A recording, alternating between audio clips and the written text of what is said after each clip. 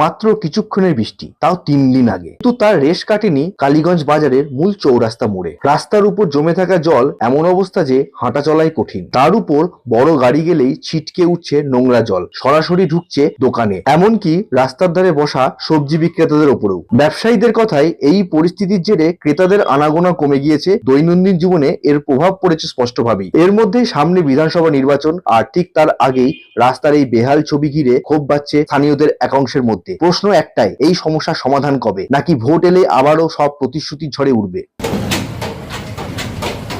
আমাদের কালীগঞ্জ বাজার সুপার বাজার, মানে পাশে থানা, তারপর হচ্ছে পোস্ট অফিস, ভিডিও, সব কিছু হচ্ছে কালীগঞ্জ। তা পরিস্থিতি এই যে দেখুন, এখানে দেখুন একটু, এখানে এর আগে আমরা বললাম যে বাজারে আমি খাজনা বন্ধ করে দিলাম। আমি কালীগঞ্জে একটা নাগরিক, আমি এখানে ব্যবসা করি, কাঁচা মানে সবজি ব্যবসা করি। আমাদের খাওয়া দাওয়া বন্ধ হয়ে গেছে, এমন এখানে পোকা আরম্ভ হয়ে গেছিলো। একটু ব্লিচিং পাউডারটা তুললো যাক, এখন এই জলের জন্য একদম বাজারের জলময়। কিন্তু এই যে আমাদের এখন সমস্যা হচ্ছে, এইটা রাস্তার কোনো একটু সমাধান হয়ে গেলে আমাদের খুব ভালো হয়, জনসাধারণের ভালো হয়।